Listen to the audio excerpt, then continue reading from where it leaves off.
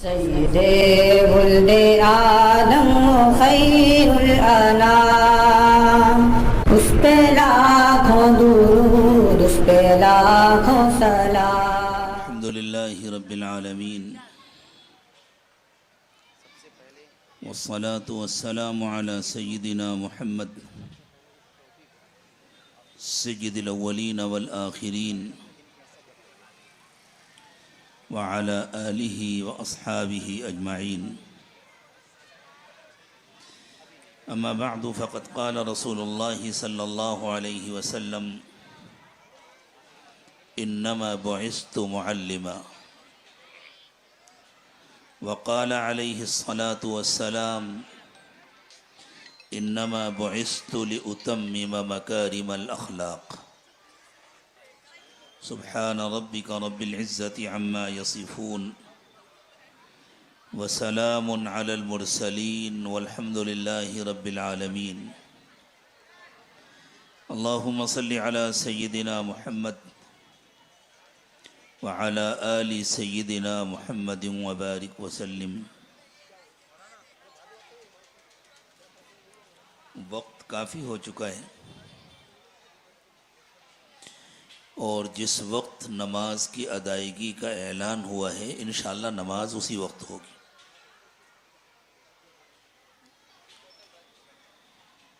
مجھے وقت کی کمی کا بالکل افسوس نہیں ہے۔ ان مدارس اور مکاتب کے جو پروگرام ہوتے ہیں ان کا اصل مقصد طلباء اور طالبات کی کارکردگی کا مظاہرہ ہوتا ہے، اور الحمدللہ وہ بہت کامیاب مظاہرہ ہوا۔ مجھے خوشی ہوئی کہ آپ کے اس مکتب میں بہت اچھی، مرتب اور باسلیقہ محنت ہو رہی ہے۔ تعلیم انبیاء کرام علیہم الصلاۃ والسلام کی بعثت کے مقاصد میں شامل ہے۔ اللہ تعالیٰ نے رسول اکرم صلی اللہ علیہ وسلم کی دنیا میں تشریف آوری کا مقصد قرآن پاک میں جہاں جہاں بھی بیان فرمایا ہے، ہر جگہ تعلیم کا تذکرہ ضرور کیا ہے۔ وَيُعَلِّمُهُمُ الْكِتَابَ وَالْحِكْمَةَ وَيُزَكِّيهِمْ،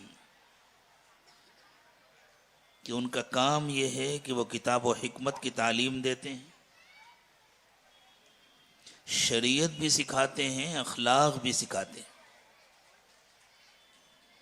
ظاہر کو بھی سنوارتے ہیں، باطن کو بھی سنوارتے ہیں، تزکیہ کرتے ہیں یعنی دل کو سنوارتے ہیں، نفس کی آلائشوں اور گندگیوں کو دور کرتے ہیں۔ دنیا میں جتنے معلمین ہیں جن کا مقصد تعلیم کے ذریعے بندوں اور بندیوں کو اللہ سے جوڑنا ہے، ان کو ایک اچھا انسان بنانا ہے اور ان کی دنیا اور آخرت کو سنوارنا ہے، وہ تمام معلمین اور تمام معلمات وارث ہیں تمام انبیاء کرام علیہم الصلاۃ والسلام کے، اور خصوصاً امام الانبیاء سیدنا محمد الرسول اللہ صلی اللہ علیہ وسلم۔ موبائل نے اس زمانے میں جو قیامت برپا کر رکھی ہے، کتنے گھر اجڑ گئے، کتنے رشتے ٹوٹ گئے، کس قدر اخلاقیات کا جنازہ نکل گیا، اس کی برائیوں کو، اس کی قباحتوں کو، اس کے فسادات کو سمجھانے کے لیے جو خوبصورت سی عدالت لگا کر طلباء نے نوجوانوں کو، بچوں کو، ان کے بڑوں کو، سرپرستوں کو پیغام دیا، یہ بھی اخلاق سازی کا ایک حصہ ہے۔ ضرورت ہے کہ ہم اپنے گھروں پر نظر رکھیں، گھر والوں پر نظر رکھیں، بچوں پر نظر رکھیں۔ بچوں کے ہاتھوں میں جب موبائل دے دیا جاتا ہے اور وہ اس میں دیر دیر تک مصروف ہوتے ہیں، تو سب کو معلوم ہے کہ موبائل کی ساری گندگیاں تلاش کے بعد ہی نہیں آتی ہیں، بغیر تلاش کے بھی آتی ہیں۔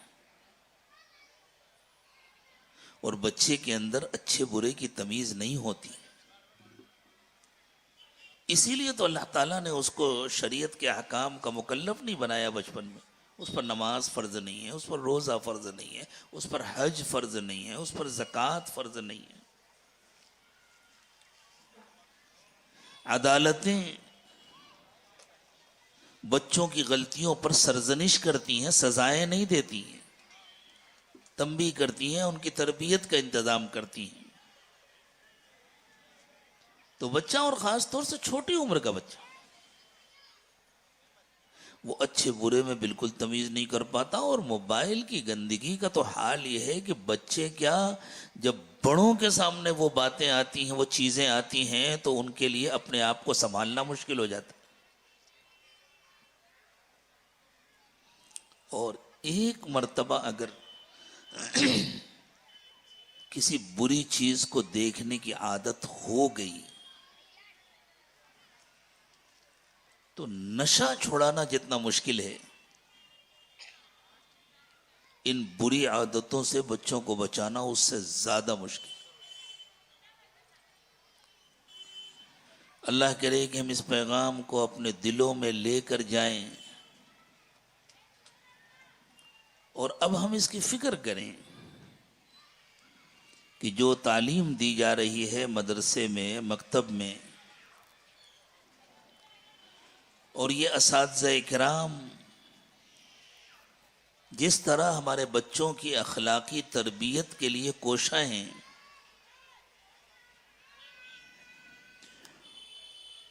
اخلاقیات کو پروان چڑھنے کے لیے جس ماحول کی ضرورت ہے، اب ہم گھروں میں وہ ماحول مہیا کریں گے۔ ایک بیج پودا نہیں بنتا اس وقت تک جب تک اس کو مناسب ماحول نہ ملے۔ صرف سبق پڑھ کر اور صرف نصیحتیں سن کر کوئی بچی یا کوئی بچہ ایسے نہیں بن سکتے جیسے اساتذہ ان کو بنانا چاہتے ہیں، جب تک ان کو اخلاق و تربیت کے سلسلے میں مناسب ماحول نہ ملے۔ ہم سب کو اس کی فکر کرنی چاہیے کہ ہم اپنے گھروں میں مناسب ماحول بنائیں گے۔ جب گھر کے مرد، گھر کی عورتیں سچ بولتے ہیں، ایک دوسرے کا احترام کرتے ہیں، اچھی کتابوں کا مطالعہ کرتے ہیں، اچھی باتوں کا مذاکرہ کرتے ہیں۔ اللہ تعالیٰ نے نبی علیہ الصلوۃ والسلام کے ازواج مطہرات سے ارشاد فرمایا، وَاذْكُرْنَ مَا يُتْلَى فِي بُيُوتِكُنَّ مِنْ آيَاتِ اللَّهِ وَالْحِكْمَةِ۔ یہ ایک پیغام ہے ساری دنیا میں بسنے والی ایمان والی خواتین کے لیے، پیغام ہے کہ اپنے گھروں میں اچھی باتوں کا مذاکرہ کریں، اچھی کتابیں ایک دوسرے کو پڑھ کر سنائیں، تعلیم کریں، اچھی باتیں ایک دوسرے کو سنائیں، سنیں، شیئر کریں۔ موبائل سے بالکل بچا دینا اور موبائل کو بالکل چھڑا دینا تو اب ممکن نہیں رہا۔ اس کے اچھے اور بہتر استعمال کی کوشش کریں، بچوں کو بھی ان باتوں میں شریک کریں۔ جب گھروں میں قرآن پاک کی تلاوت ہوگی، جب گھروں میں اللہ کی یاد کا اہتمام ہوگا، جب گھروں میں نمازوں کا اہتمام ہوگا، اور چھوٹا بچہ اور چھوٹی بچی بہت چھوٹی عمر سے اپنی ماں کو پابندی سے نماز پڑھتے ہوئے دیکھیں گے، اپنے باپ کو اہتمام سے نماز کے لیے مسجد جاتے ہوئے دیکھیں گے، تو نماز کے لیے ان کا ذہن بنے گا۔ ہم اپنے بچوں کی تربیت کے ذمہ دار ہیں۔ سب کو معلوم ہے کہ تقریباً 15 سال کی عمر تک بچے نابالغ ہوتے ہیں اور وہ شریعت کے احکام کے مکلف نہیں ہوتے، لیکن اللہ کے رسول صلی اللہ علیہ وسلم نے ماں باپ کو حکم دیا کہ جب بچہ 7 سال کا ہو جائے تو اسے نماز پڑھنے کا حکم دو۔ نماز ایک مستقل عمل ہے جس کی ادائیگی کا اپنا مخصوص طریقہ ہے، جس میں تلاوت کے لیے قرآن کا کچھ حصہ یاد ہونا ضروری ہے، جس میں دعائیں ہیں، اور اللہ کے رسول صلی اللہ علیہ وسلم ارشاد فرما رہے ہیں کہ تمہارا بچہ 7 سال کا ہو جائے تو اسے نماز پڑھنے کا حکم دو، یعنی اس کے پہلے سے اس کو نماز کی دعائیں سکھاؤ، تب تو تم حکم دو گے اور نماز پڑھ سکے گا۔ ابھی بچے نے سیکھا ہی نہیں ہے کہ رکوع میں کیا پڑھنا ہے، سجدے میں کیا پڑھنا ہے، قوما میں کیا پڑھنا ہے، ابھی اسے سورہ فاتحہ بھی نہیں آتی، ابھی اسے قرآن کی کوئی چھوٹی سورت نہیں آتی، ابھی اسے 1-2 آیتیں بھی یاد نہیں ہیں، تو وہ کیسے نماز پڑھے گا؟ تو وہ اللہ کے نبی صلی اللہ علیہ وسلم ہمیں بتلا رہے ہیں تمہیں کب سے تربیت کرنی ہے، چھوٹی عمر سے اس کی تربیت کرو۔ کوشش کرو کہ 7 سال کی عمر تک پہنچتے پہنچتے کم از کم وہ دعائیں اسے یاد ہو جائیں جو اس کو نماز میں پڑھنی، قرآن کا اتنا حصہ اس کو یاد ہو جائے جتنا حصہ اس کو نماز میں پڑھنا ہے، اور پھر تم اسے حکم دو گے، کبھی پڑھے گا کبھی نہیں پڑھے گا، کبھی سستی کرے گا، کبھی 1 وقت کی پڑھے گا، کبھی 2 وقت کی پڑھے گا، لیکن جب تم کہتے رہو گے، خواتین بھی کہتی رہیں گی، برابر کرتی رہیں، برابر کہتی رہیں گی، تو اللہ کے نبی صلی اللہ علیہ وسلم نے فرمایا 3 سال کا وقفہ ہے اس کو نماز کا عادی بنانے۔ 10 سال کی عمر تک پہنچتے پہنچتے اب یہ صورتحال نہیں رہنی چاہیے کہ کبھی پڑھے کبھی نہ پڑھے۔ 3 سال کا اچھا خاصا طویل وقفہ ہوتا ہے، تو چونکہ بچے پر زیادہ بوجھ بھی نہیں ڈالا اللہ نے اور اللہ کے نبی صلی اللہ علیہ وسلم نے کہ نہیں 7 سال سے تم اس کو 5 وقت کی پابندی سے نماز پڑھانا شروع کرو، ہر نماز مکمل پڑھانا شروع کرو، اس سے کہو، اس کو پڑھاؤ، کبھی اس نے ظہر کی پڑھ لی، کبھی اس نے فجر کی پڑھ لی، کم از کم ماں باپ اس سے برابر کہہ رہے ہیں، اس کے ذہن میں یہ بات بیٹھ رہی ہے، اس کو مسلسل یہ پیغام مل رہا ہے کہ مجھے نماز پڑھنا چاہیے، پڑھنا چاہیے، پڑھنا چاہیے۔ پھر اللہ کے نبی صلی اللہ علیہ وسلم نے ارشاد فرمایا جب وہ 10 سال کا ہو جائے اب اگر وہ نماز میں کوتاہی کرے تو اس کو ہلکی پھلکی سزا دو،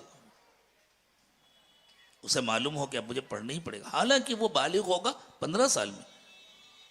تاکہ 15 سال کی عمر تک پہنچتے پہنچتے وہ مکمل نمازی بن چکا ہو۔ یہ ایک نماز کا مسئلہ نہیں ہے، ایک نماز کے حوالے سے اللہ کے رسول صلی اللہ علیہ وسلم نے ہر ماں باپ کو یہ بتلا دیا کہ بچوں کی تربیت کے سلسلے میں تمہاری ذمہ داری کیا ہے۔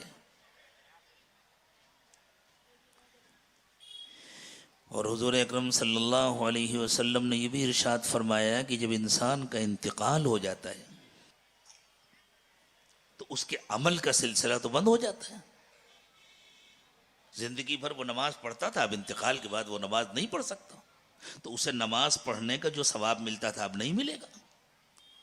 وہ روزانہ تلاوت کرتا تھا، اب انتقال کے بعد وہ تلاوت نہیں کر سکتا، تو اس کو تلاوت کا جو اجر ملتا تھا اب وہ نہیں ملے گا۔ وہ کماتا تھا اور صدقہ کرتا تھا، اب انتقال ہو گیا، اب صدقہ نہیں کر سکتا۔ وہ عمرہ کرتا تھا، وہ حج کرتا تھا، وہ دوسرے بہت سارے نیک کام کرتا تھا، ان سارے اعمال کا سلسلہ بند ہو گیا۔ لیکن اللہ کے رسول صلی اللہ علیہ وسلم نے ارشاد فرمایا کہ اگر وہ کوئی ایسا کام چھوڑ کر کے گیا ہے جس سے اس کے دنیا سے جانے کے بعد بھی لوگوں کو نفع ہو رہا ہے تو اس کا اجر اس کو برابر ملتا رہے گا، جس کو شریعت کی زبان میں صدقہ جاریہ کہتے ہیں۔ اس نے مسجد بنائی یا مسجد کی تعمیر میں حصہ لیا، اس نے مدرسہ بنایا یا مدرسے کی تعمیر میں حصہ لیا یا مدرسے کے لیے تعاون کیا، اس نے کسی بچے کی تعلیم کا پورا خرچ اٹھایا یا اس کی تعلیم کے خرچ میں کچھ حصے دار بنا،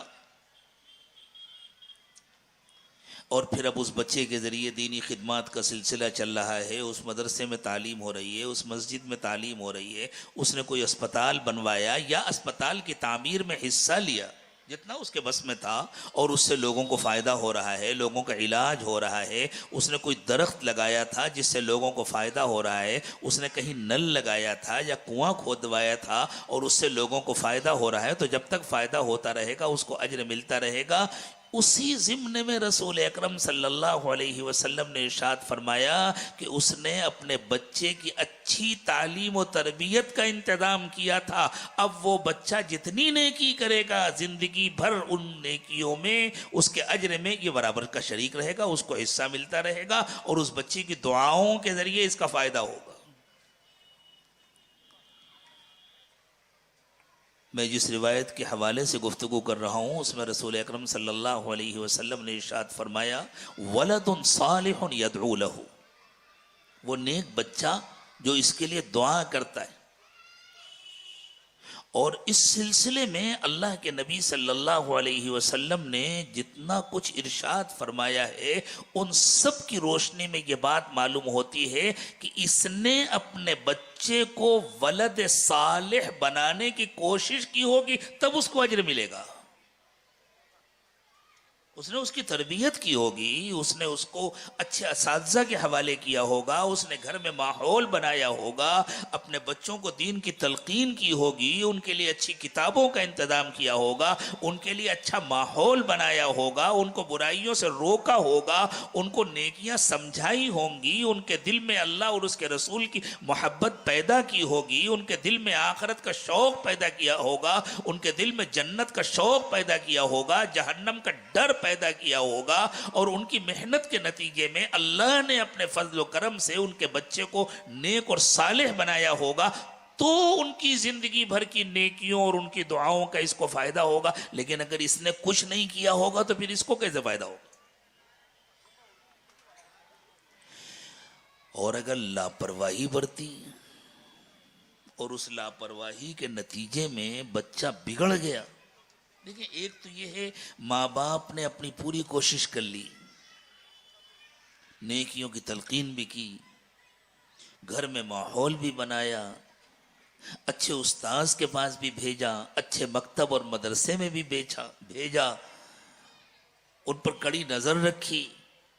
اور خدا نہ خواستہ اس کے بعد بھی کوئی بچہ بگڑ گیا تو انشاءاللہ اس کے بگاڑ کے ماں باپ ذمہ دار نہیں ہوں گے، بلکہ اللہ کی رحمت سے امید ہے کہ کسی نہ کسی موڑ پر ماں باپ کی دعائیں اس کا رخ بدلنے میں معاون بنیں گی، اور وہ کہیں نہ کہیں جا کر کے توبہ کرے گا اور اللہ کی طرف مڑ جائے گا۔ اور اگر خدا نہ خواستہ اس کے لیے کچھ اور مقدر ہے تو انشاءاللہ امید ہے کہ ماں باپ اپنی ذمہ داری سے بری و ذمہ ہوں گے۔ لیکن اگر اس سلسلے میں لاپرواہی ہوئی اور ماں باپ نے اپنی ذمہ داری نہیں ادا کی اور پھر بچہ بگڑا، تو جس طرح اس کے بننے کا اجر ملے گا بگڑنے کی سزا بھی تو ملنی چاہیے۔ مضمون کا تقاضا ہے کہ جس طرح ماں باپ کی تربیت کے نتیجے میں بچہ اچھا بنا تو اس کی نیکیوں کے اجر میں اس کی پوری زندگی ماں باپ شریک رہیں گے، بلکہ اس کی پوری زندگی کیا، پھر اس نے اگر اپنے بچوں پر محنت کی، انہوں نے اپنے بچوں پر محنت کی، تو چونکہ یہ ماں باپ سبب بنے تھے، تو جب تک انشاءاللہ نسل باقی رہے گی اور اس نسل میں جتنی نیکیاں ہوتی رہیں گی، سب کے اجر و ثواب میں وہ ماں باپ بھی شریک رہیں گے، اور اللہ کے خزانے میں کوئی کمی نہیں ہے کہ اللہ اتنا بانٹیں گے تو سب ختم ہو جائے گا۔ ما عندکم ینفد وما عند اللہ باق، اللہ نے فرمایا تمہارے خزانے ختم ہوتے ہیں، اللہ کے خزانے ختم نہیں ہوتے، اللہ کے جو کچھ ہے وہ ہمیشہ باقی رہنے والا۔ والآخرۃ خیر وابقی، آخرت کی نعمتیں دنیا کی ہر نعمت سے بہت اچھی ہیں اور ہمیشہ باقی رہنے والی ہیں، تو اللہ کے خزانوں میں تو کوئی کمی نہیں ہے، اللہ سب کو پورا پورا برابر برابر اجر عطا فرما دیں، تب بھی اللہ کی رحمت کے خزانے ختم نہیں ہوں گے۔ تو اللہ کا شکر ہے آپ کے اس پروگرام میں شریک ہو کر کے، اور آپ کے اس مکتب کی کارکردگی دیکھ کر کے، اور خاص طور سے ہمارے بہت قابل احترام یہاں کے ذمہ دار عالم مولانا مصور الاسلام صاحب اور ان کی پوری ٹیم کی محنت دیکھ کر کے بہت دل خوش ہوا۔ اللہ تعالیٰ ان محنتوں کو بے انتہا قبول فرمائیں، اللہ تعالیٰ ان بچوں کی صلاحیتوں کو چار چاند لگائیں۔ ایک بات اور عرض کروں گا، بچوں نے تقریریں پیش کی، بہت اچھی تیاری کی اور بہت اچھا مواد پیش کیا، تھوڑا سا ان کو اور تربیت دینے کی ضرورت ہے کہ ان کی آواز بھی ان کے کنٹرول میں رہے، وہ اپنے جذبات کے اظہار میں اتنا بے قابو نہ ہو جائیں کہ بہت زیادہ جب آواز اونچی ہو جاتی ہے تو بات قابو سے باہر ہو جاتی ہے، تھوڑی سی توجہ دی جائے گی تو انشاءاللہ یہ مسئلہ بھی قابو میں آ جائے گا اور ان کی صلاحیتیں اور نکھریں گی۔ مولانا نے تو سب کا نام لے لے کر کے معذرت کر لی تھی، لیکن میں سمجھتا ہوں اتنی معذرت کی ضرورت نہیں ہے۔ مجھے جو کچھ عرض کرنا تھا تقریباً وہ کہہ چکا ہوں۔ میں خود چاہتا ہوں کہ چند منٹ کے لیے صدر اجلاس مولانا اوصاف صاحب بھی تشریف لائیں اور وہ بھی اپنے تاثرات کا اظہار فرمائیں۔ بس میں اس دعا کے ساتھ رخصت ہو رہا ہوں، اللہ تعالیٰ اس مکتب کو سلامت رکھے، یہاں کی محنتوں کو قبول فرمائے، سب کو تعاون کرنے کی توفیق عطا فرمائے، آمین اور آمین۔ سارے مرد اور ساری عورتیں اس کی نیت کر لیں، ہمارے گھر کا ہر بچہ اور ہر بچی اس مکتب سے فیضیاب ہوں گے، اور جو دور کے محلوں سے تشریف لائے ہیں، آپ کے محلوں میں جو مکاتب ہیں آپ وہاں اپنے بچوں کو بھیجیں اور وہاں کی کارکردگی بھی بہتر سے بہتر بنانے کی کوشش کریں، معاون بنیں۔ جس طرح ہم اپنے گھر کی ضرورتوں کا خیال کرتے ہیں، ہم سے کوئی کہنے نہیں آتا کہ تم اپنے گھر کی یہ ضرورت پوری کرو، اپنے مدارس اور اپنے مکاتب کی ضرورتوں کو بھی ہم اپنی ضرورت سمجھیں اور معاون بنیں۔ اس سے انشاءاللہ ہماری نسلیں بہتر ہوں گی، ہم کو اللہ تعالیٰ دنیا میں بھی سرخروئی عطا فرمائیں گے، اور آخرت کی کامیابی بھی اللہ ہم سب کے لیے مقدر فرمائے۔ وآخر دعوانا ان الحمد للہ رب العالمین۔ جزاکم